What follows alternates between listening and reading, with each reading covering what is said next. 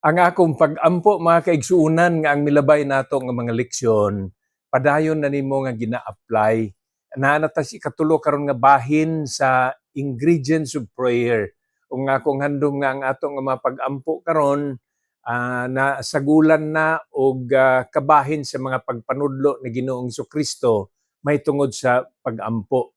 Inumdumin ninyo nga nakaangkla ang atong leksyon dinhi sa Luke chapter 11 o ang ihang mga tinun-an niadtong panahona sa dihang naga panudlo si Ginoong Kristo nag-ingon kaniya tudloi kami nga mag-ampo. So I'll read again Luke chapter 11 verse 1. And it came to pass that as he was praying in a certain place, when he ceased, one of his disciples said unto him, Lord, teach us to pray, as John also taught his disciples. Ang Dios magapanalangin sa mga pulong nga atong gibasa. Tanawan ninyo mga kaigsuunan ang eksaktong mga pulong nga gipangayo sa iyahang mga tinun-an. Teach us to pray. Wala ni nag-ingon, teach us how to pray. Apan ang ilang hangyo dito, tudloi kami nga mag-ampo. Ug nindot kaayo ang Ginoo, ang iyang pamaagi, kay ang iyang gihimo karon di lang sila gitudlo ang mag-ampo apan kun unsaon usab sa pag-ampo. Jesus taught them how to pray as well as He taught them to always pray. O diha unta ta masulod, makabatunta og kinaiya nga nagaampo, mao na teach us to pray. Ug masayod pud ta unsaon sa pag-ampo, including teach us how to pray. Ang mga musunod nga mga verses mga kaigsuunan sa chapter 11 verses 2 to 4 ako usad pagbasahon kay usahay mauni ang ginaampo sa ubang mga katawan. Pero interesting kaayo nga sa book of Matthew sulti ang atong Ginoo nga dili maayo tong vain repetitions, pabalik-balik. Una niya gihatag ang model prayer. Dinhi karon sa Lucas Kapitulo 11, ang ginatudlo dinhi model prayer, mausab tong gitudlo gyapon niya sa Matthew. Pero gituyo nako nga mao ni ang basahon aron nga makita ninyo nga kini dili mo'y atong iampo. Apan mao ni ang model, pattern sa atong pag-ampo, akong pagbasahon. And he said unto them, when ye pray, say, Our Father which art in heaven, hallowed be thy name. Thy kingdom come, thy will be done, as in heaven, so in earth. Give us day by day our daily bread, and forgive us our sins, for we also forgive everyone that is indebted to us. And lead us not into temptation, but deliver us from evil. Ang Dios magapanalangin nining maong mapulong. Apil gihapon na mga kaigsuunan sa gitudlo sa Matthew chapter 6 nga model prayer kay na may ginatawag nato nga synoptic ang mga gospel books kanang magkapariho. Lain-lain ang paggamit sa mga pung sa magsusulat pero katong pagtudlo niya a continuation, a parallel, an alignment o kaha kadto nga na hinumduman uwa gisulat sa ubang mga writer sa gospel dinhi gi-appeal, gi-mention sa lain nga writer. So let's go back to our main lesson, the ingredients of prayer. Ay mo kalimot tong mga unang duha ka Miyerkules nato nga ang atong pag-ampo dunay adoration, adunay worship, adunay praise. Unya naa sa diha ang restitution og thanksgiving nadtong milamayng Miyerkules na nga ipasabot niini nga di lang ta Apostle Peter nga prayer nga Lord save me. Well, God answers simple prayer as long as this is heartily given. Apan ang atong ginatan-aw diri karon ang usa ka pag-ampo nga dunay lamas nga di lang pangayo para nato ang pag-ampo apan naa bisan pa ang restitution. Ano yung pagkikalimti mangayo man ta ana og mga butang, unsay atong ipanaad nga maihatag pod sa uban. That is restitution. So when we say, Lord, give me strength, for what? Para ako magamit kini sa padayong pagpangalagad nimo. Restitution. Unya ang thanksgiving, dili ta magdugay diha, nasayod na ta nga naa ang pagpasalamat. Karong buntag, duha na sad ka butang ang akong buot nga idugang nga na sa atong mga leksyon. O ang una dinhe, mao ang forgiveness, ang pagpangayo og pasaylo. In relation to the past point of restitution, mangayo tag pasaylo sa atong mga sala, apan pasayloon sab nato ang nagapangayog pasaylo sa ato nga nakasayop pod sa ato. Okay, mo na spirit of reconciliation, unya in the ingredient of prayer, that is forgiveness. Sa pag-ingon nako nga diha sa atong pag-ampo adunay pagpasaylo, mo ni ang ginasulti sa balaang kasulatan. Forgive us our sins, for we also forgive everyone that is indebted of us. Kanang nagkuwang sa ato, indebted to us. Yang gisulti din eh. Kanang mga nakasayop sa ato, nakasala, nagkulang kanato, hibaw pud ta nga mo pasaylo sa ila. Isaylo ba? Consider their sins. O kini mo'y angay nato nga hinumduman. Again, dili ni mao ang atong iampo nga moingon ta nga sige 5 ka bisis atong iampo ng amahan namo. Dili kini maoy iampo nato. Usa lang ni ka pattern, usa ni ka modelo ba? Mo ning sumbanan sa atong pag-ampo nga kung kita mag-ampo, mas klaro na sad ang naa sa Matthew chapter 6 ug ang ginasulti diha nga bahin nga sangpiton nato ang Dios nga Amahan pinaagis pag-ampo. Unya pangingon, hallowed be thy name, ato nga balaanon ang iyang pangan. Mao na mag-ampo ta, maginumdum ta sa ipangalan o isangpit nato sa Dios. Dios nga Amahan, Dios nga manggiluluyon, sa pa mo nahunaan, Dios nga langitnon, mahigugmaon namo nga Dios. Ana mo nay hallowed be thy name. Ginatagaan nato siya pangan nga sibo sa iyahang kinaiyahan. Mo na matikdan ninyo ang mga nagaampo niini, dunay mo ingon nga langitnon ug mahigugmaon namo nga Dios. Heavenly Father, and then loving Father, that is to hallow the name of the Lord. Mao na hallowed be thy name ang gibutang sa Matthew chapter 6. O kanan tanan una pa siya nagpangayo og para sa iyang kaugalingon, nangayo usab og pasaylo sa iyahang kasaypanan. And lead us not into temptation, matod pa sa verse 4, but deliver us from evil.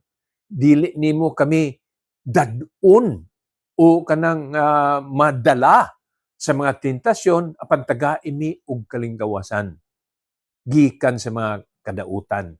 Ingon na mao ang pag-ampo, and that is dealing about the holiness of God. Mao na nga sa mga panahon nga makasayop ang Kristohanon, hibaw man gyud ta nga kana sumpaki o supak sa kinayahan sa Ginoo nga labawng balaan, mo na mangahit tag pasaylo sa atong kasaypanan nga maunay ginatawag nga wickedness.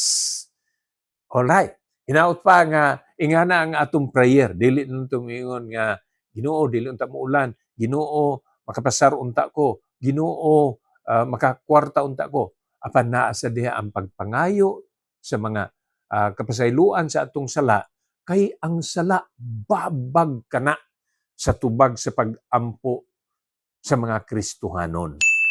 Ikaduha karong buntag mga kaigsunan. Ingredient of prayer, first today is forgiveness. Second is unity. 1 Corinthians chapter 1, 10 to 13. Now I beseech you, brethren, by the name of our Lord Jesus Christ, that ye all speak the same thing, and that there be no divisions among you, but that ye be perfectly joined together in the same mind and in the same judgment. Mga kaigsuunan, kining 1 Corinthians chapter 1, pagsugod aning verse 10, nagasulti ni mahitungod sa pag-ampo o pahimangno ni Apostol Pablo alang sa panagiusa. Importante, sa kada grupo may panagiusa. O importante po bisan pa sa ato nga relationship o fellowship sa atong Dios nga Amahan, atong Dios nga makagagahom, kinahanglan pud ta og panagiusa. Kung kinahanglan na sa pamilya, kung kinahanglan kana sa kada Kristohanon alang sa mga tao, labang importante po na bisan pa sa usa ka kongregasyon o sa usa ka iglesia. Kung ang church mauni ang assembly of called out ones, angayan mas maayo nga diha sa maong panagtigom o diha sa kongregasyon naa ang panaghiusa ug dili ni kausalang nga gitudlo ni Apostol Pablo. Iya gyung gihandom, iya gyung gitinguha nga sa mga panagtigom, pagpangalagad ug sa pundok Kristohanon naa ang panagiusa. You pray, you include in prayer nga adunay panagiusa sa workplace, mahimo kang blessing, mo bugkos sa maayong relationship. Sa panimalay, samot na, kinahanglan nato na. Sa church, among the brethren, we need to pray for unity. Tanaw nato mga kaigsuunan, kaya ang pagpadayon nining mga verses, gihan ay pag-ayo ni Apostol Pablo. Mupadayon kita karon sa verse 11. For it had been declared unto me of you, my brethren, by them which are of the house of Chloe, that there are contentions among you. Ingon ani mga kaigsuunan, atong mabasa dinhi nga sama sa atong mga congregation, sama sa atong mga local churches, adunay mga kinaiya ang mga miyembro, ang mga churchgoers, ang mga naa diha sulod sa simbahan nga kinahanglan pagyapong tul-iron. Ug ang usa niini kining nabalitaan, kining gipaabot kay Apostol Pablo nga adunay contentions. Kung magisgot ani og contention, dunay dili panag-uyon, dili nim ingon nga kung pananglitan ang usa mo ingon muulan karon ni ang usa mo ingon dag-um lang. Dili ni contention ha, difference kana sa opinion. Pero ang contention na ay panagbangi, na ibikil ba? Ingon na. Kana manggong dili ta pareha og una-una, di na nato paabton nga doon na pa'y conflict. Mga kaigsunan, paminahan yung pag-ayo ha, there will be tensions, but let it not be turned into conflict. Mao na ang atong pagkatanahon. Na ay mga tension, nang lahi man akong panguno na, mauni nga oras ang akong suggestion nga mag-fellowship ta. Moingon pud tong usa, ay dili lang kana pagka hapon-hapon na lang. Na. So, dili pa na conflict, nagkalain lang ang pangunaw na. Ang konflikto ni ana kung pananglitan kanang dili pagkauyonay sa oras, maoy inyong gamiton nga magbikil. Di gani ni madayon ni akong suggestion, di ko mo appeal. Kana, mao nay conflict, di na tension. Busa, ang ginasulti dinhi, contentions. Naa dinhi ang mapitabo nga adunay panagbikil. Dili nato na malikayan. Samtang ni apata diri sa kalibutan, doon natay mga emosyon. Natay mga pagbate, natay mga kinaiya. Nga, dili nato mabantayan.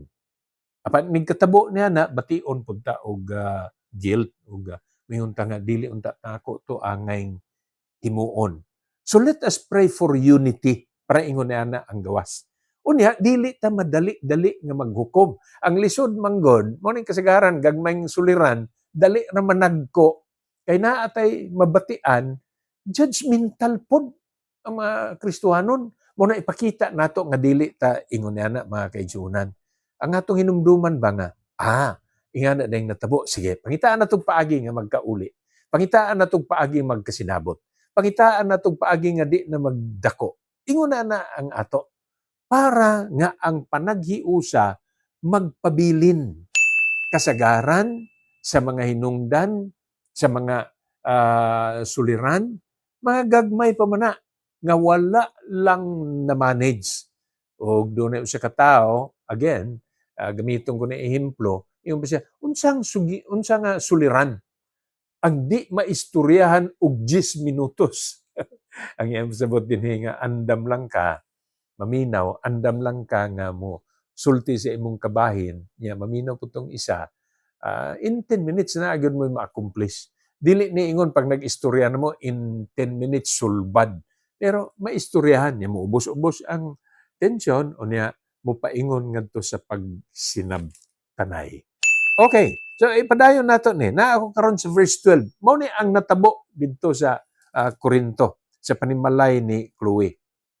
Now this I say, that every one of you saith, I am of Paul, and I of Apollos, and I of Cephas, and I of Christ. Nakabati siya. Ang uban, dito ra gyud ko kay Apostol Pablo. Ang uban, dito ra gyud ko kay Apostol Pedro. Kaning Cephas nga gibutang dinhi speaking about the Apostle Peter. Moingon uban, dito ra gyud ko kay Apollos. Maayo po ni nga church leader. Dito ra gyud ko kay Kristo. Of course, dito man gyud tanan kay Ginoong Kristo. Apan hinumduman nato nga ang atong basihanan sa atong pagtuo ug sa panaggawi, the basis of our faith and practice, Biblia lamang gyapon. Sa balaang kasulatan gyapon. Mo na nga dili na ta sa pinilian. Kanang eleksyon may kaayuhan na kay nagpili ta og atong mga lideres sa atong organisasyon, tawag nato ana para church organizations, auxiliary organizations, natay men's organization, women, na young people, napoy children. Ug kung pananglitan di ka makauyon ang napilian nga leader, unya mo yung didto ra gyud ko sa milabay na mong leader, di gyud ko gusto ani niya. Mga contentions kana nga mo resulta sa pagbahin-bahin. Please pray for unity. Ang ato dinhi nga panaghiusa. Di nako ginatudlo nga dili kang barog sa husto. Nga kung sayop na gyud bisan kadaghanan unya apil-apil lang ka kay daghan man sila. Di na mo atong tuyo. Ang akong ginasulti dinhi nga adunay mga di pagkasinabtanay unsay paagi nga masulbad. Og diha sa atong pag-ampo maapil unta nato kini. We pray for our needs. We ask solutions to our problems. But please, don't forget to pray for unity. Sa panimalay, importante. Sa congregation, importante. Sa Christian community, importante. Bisan mismo sa ato usab nga matag-usa ka lugar, mahimo unta ta nga peacemaker, mahimo kita nga tigdala og panaghiusa, unya ang ngalan sa atong Ginoo mao ang kanunay mapasidunggan. Okay? Usa sa mga marka sa early church mao ang panaghiusa. Og unta maapil ni sa atong pag-ampo kay duha ka butang atong natun-an karon, the ingredients of prayer. One of the additions is forgiveness, and then the second addition that we have learned today is to pray for unity. Igsuon, lauman nako nga imo kining pagahimuon. Ang Dios magapanalangin kanatong tanan samtang i-apply nato ni maong mga kamatuoran. To God be the glory and shalom.